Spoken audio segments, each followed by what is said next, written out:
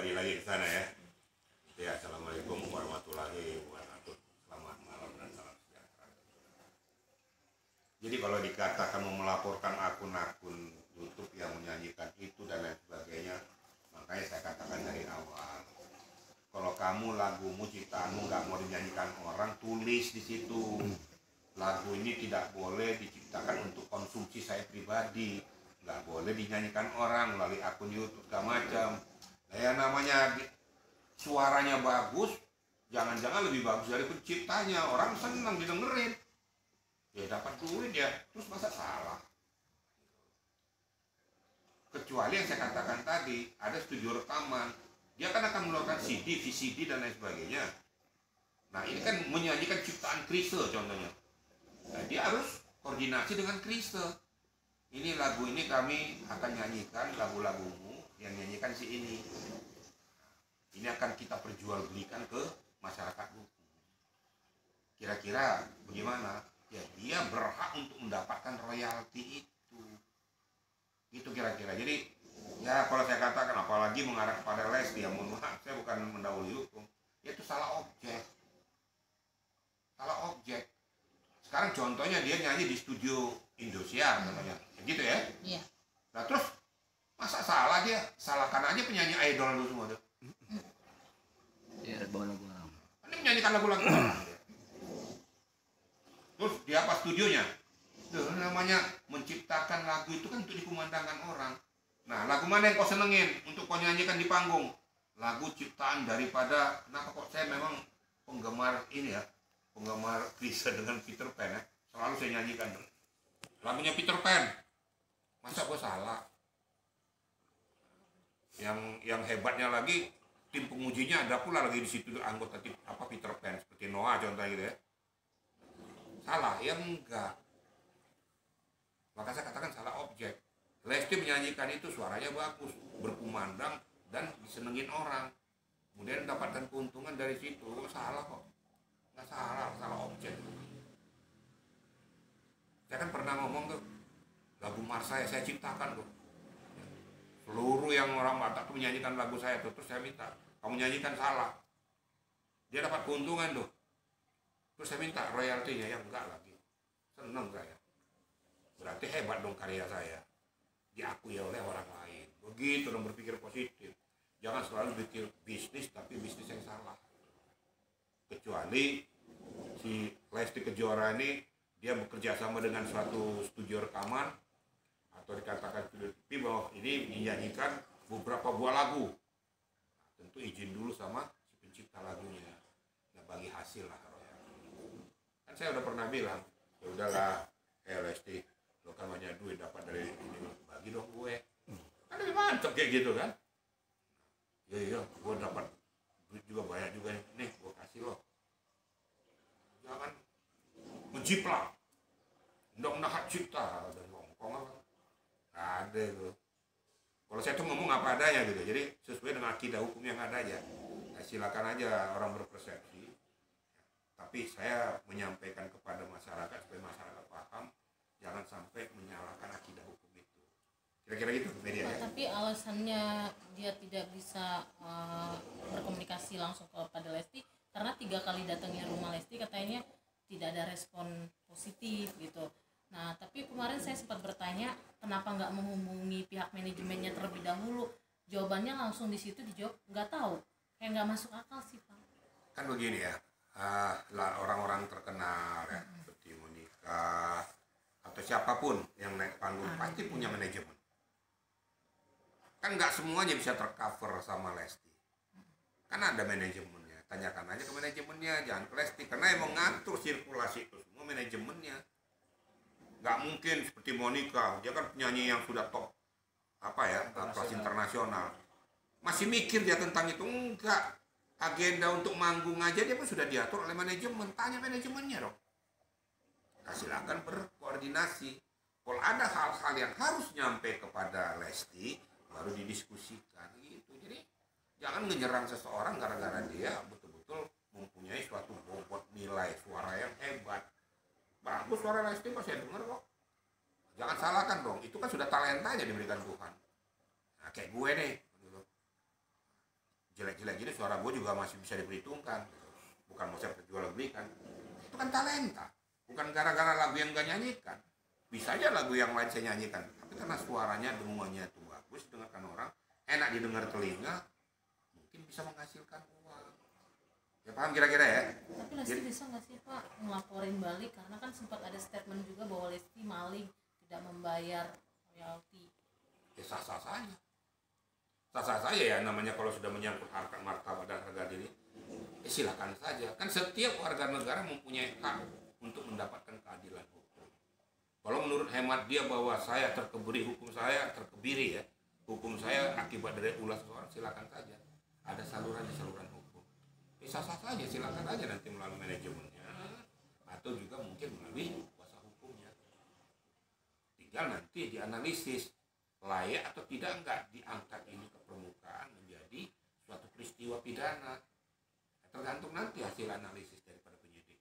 Kira-kira gitu ya. Tapi pihak dari mereka ngejawab lagi, Pak, urusan saya bukan ke manajemen tapi ke Lestinya, gimana caranya, makanya saya maunya Lesti yang muncul ke permukaan. Itu kan suka-sukamu aja, ngarang aja. Itu pengen dihormati, so pengen dia enak aja. Untuk apa bubarkan aja manajemennya tuh? Kan semuanya kan melalui manajemen. Manajemen nanti yang bicarakan apa hal-hal yang pokok. Saya kerja di suatu perusahaan, saya nggak mau tahu pokoknya sama pimpinannya langsung, enggak. Saya kan filter dulu, layak enggak permasalahan di perusahaan saya ini saya sampaikan kepada beliau, atau bisa saya tangani sendiri.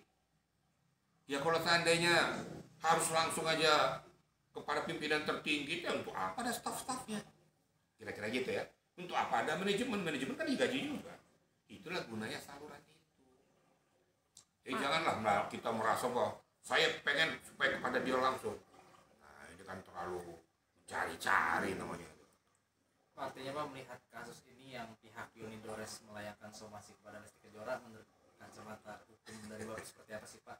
Itu kan hak dia kan hak dia mau somasi 1, 2, 3, 4 sampai 10 juga silakan, nanti kan hak dia, kan dia yang nulis surat itu somasi kan. Masalahnya somasinya ini mau ditanggi apa enggak kan tergantung yang bersangkutan.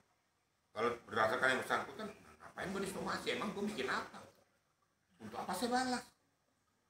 Tapi suatu ketika kalau sudah mau ini, saya mohon dengan sangat pada Anda, saya tidak ada kaitannya relevansi dengan Anda. Saya nyanyikan ini karena memang ini terbuka untuk umum. Nah, kalau nanti Anda cemarkan saya juga akan melaporkan balik. Itu bisa saja. Tapi tidak ada kewajiban bahwa saya somasi supaya keberhenti. Tidak ada. Somasi dilayangkan untuk dijawab. Masalah jawabnya apa nanti. Ada nggak irisannya, relevansinya dengan peristiwa yang konsumasi itu. Tinggal itu aja kok. Jadi nggak ada gara-gara somasi orang ketar kecil, nggak ada. Ya kadang-kadang kan somasi itu ada ya yang istilahnya itu nakut-nakutin orang aja gitu loh. Tapi isinya nggak ada gitu loh. Bobot peristiwanya nggak ada. Paham kira-kira ya Nadia ya? Sampai nambahin atau gandeng pengacara baru lagi nih pihak YD-nya. Yaitu haknya daripada yang bersangkutan lah. Mau siapa, mau gandeng yang lain, gandeng sini, kan itu haknya. Saya kan nggak boleh dong mengkebiri hak daripada imunitas daripada seorang lawyers, karena saya juga lawyers ya. Silakan aja dia mau menggantikan kepada pengacara yang lain, silakan. Kalau menurut hemat dia itu bahwa mungkin seseorang ini bisa untuk membela, mendukung dia, silakan aja. Tinggal nanti apakah setelah dipegang oleh ada nggak bobot hukumnya atau langkah tindak lanjutnya, kan tinggal itu aja. Kalau saya bilang nanti, saya bilang mau kenapa gandeng ini, salah, saya nggak boleh ya, karena saya juga pengacara. Itu hak daripada seseorang yang diminta sebagai seorang lawyers daripada kliennya. Saya luruskan masalah ya, saya nggak mau, waktu itu saya nggak mau masuk ke ranah itu. Mau dipinta enggak, tambah dia lipat, tambah yang lain, sah-sah saja. Tergantung nanti bermuara nggak kepada apa yang diharapkan. Itu nantilah. Karena kalau saya menjudge orang nggak boleh. Ya. Saya juga belum tentu pinter kok. Saya belum tentu benar kok. Terus merasa diri saya paling benar dari yang lain, salah, nggak boleh. Kira-kira gitu ya. Pak, saya mau ngegasin lagi dalam konteks hukum hak cipta Indonesia. Apakah seorang pencipta lagu itu memang memiliki dasar hukum untuk menuntut atau melaporkan akun yang memonetisasi karya tanpa izin meskipun dinyanyikan oleh penyanyi terkenal. Kita lihat, saya katakan sekali lagi, pada saat dia nyanyikan itu bermuara nggak menjiplak dia punya. Kalau hanya skalanya skala umum, di mana dia melanggar undang-undang hak cipta? Ingat, undang-undang hak cipta berlaku berbunyi apabila seseorang menjiplak, merilis ritmenya, bahasanya sesuai dengan apa yang dihasilkan sang pencipta, itu namanya undang-undang hak cipta. Ya kalau dinyanyikan orang kok undang-undang hak cipta? Emang ada dirubah nggak? Kan nggak ada juga. Atau pada saya nyanyikan, umpamanya luka di sini gitu. Ini penciptanya adalah Peter Pan, wah contoh gitu. Kan nggak pernah saya ngomong gitu. Paham nggak kira-kira maksud saya? Jadi kalau akun pokoknya dengan munculnya di akunnya tuh dinyanyikan oleh seseorang tuh bagus, terus kenapa? Yang penting dia tidak menyatakan bahwa itu hak miliknya, atau menjiplak, ataupun merasa bahwa apa yang saya ubah ini adalah hasil karya saya. Itu baru dia kena. Paham ya? Pak, saran dari Bapak untuk para musisi dan pencipta biar nggak ada sering begini terus berkelanjutan seperti apa? Ya menurut hemat saya kalau memang ada batasan-batasan itu silakan para musisi ataupun pencipta lagu berkumpul bersama untuk menyuarakan ke DPR mana batasan-batasan yang dikatakan tidak boleh dinyanyikan orang, tidak boleh dirilis orang, dan mana juga yang bisa dikumandangkan. Jelas aturan hukumnya. Ya kalau gini ya namanya ini di mana kesalahannya? Lesti disalahkan yang nggak bisa. Apa yang salah dari Lesti? Dia nyanyi kok. Jangan-jangan bukan nyanyi si Yoni Dores saja dinyanyikannya. Mungkin lagu yang lain. Seperti saya nyanyi umumnya.